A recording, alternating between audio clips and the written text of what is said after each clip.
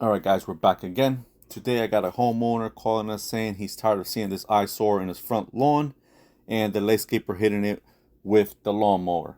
Again guys, when it's North Jersey and summer's almost to the end and everybody wants to prepare for a nice fall overseeding to have a nice grass for next summer.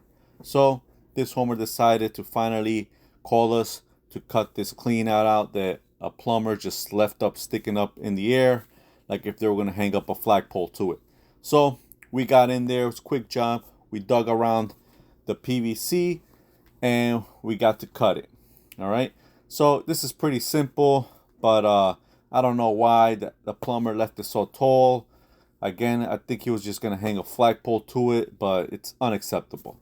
So I cut that 4-inch PVC in there and I got my inside cutter. Let me know in the comments below if you guys use an inside cutter or what do you guys call it.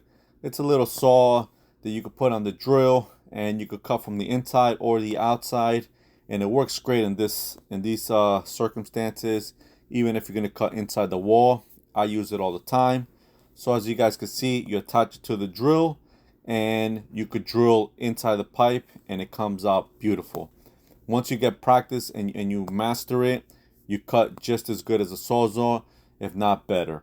All right, it's a little tricky in the beginning because it could go on an angle and your pipe comes out on an angle. But as you can see, once you have it packed down, you'll see in a few minutes the cut comes out pretty clean and pretty straight. Right there, I almost caught my knee, but I saved it because it hit the grass. So anyhow, once I cut it and it was good to go, I cleaned it out again with my hand reamer. So I got some purple primer. Yes guys, I use purple primer. I don't cheat. I don't use that clear primer. I don't like it. I'm just used to using purple. Is a clear one okay? I'm sure it is. I haven't even looked at into the code book if it's code or not, if it's legal, but I still use purple, so I don't have to worry about that. Put some purple primer. Make sure you don't spill it all over the place, even though it's buried on the ground.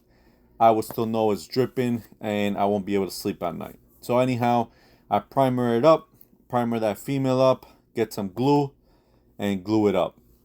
Once it's all glued in there, I have to double check to make sure it's below the dirt because the landscaper is going to come and put some topsoil, and I'm assuming he's going to reseed or try to put some sod. So I recessed it below the dirt.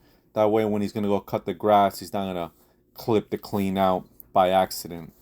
I always install a flush plug because if you install a regular plug, the head is going to stick up a little higher.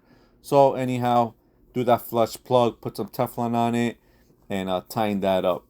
I don't have a tool for the flush plug. They sell little cross tools to tighten it up.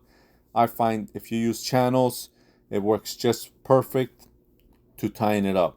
To remove it, yes, you might need a tool or anything if it's real stuck, but channels, the head of the channels works perfect. All right, guys, backfill it back up with existing dirt or the weeds, whatever you want to call it. I backfill it. Whatever I took out, I fill it back up, and the customer's happy. And now the landscaper's not gonna hit that with the lawnmower no more. If you live in North Jersey, need some plumbing work done, residential or commercial, let us know. See you on the next one. See ya.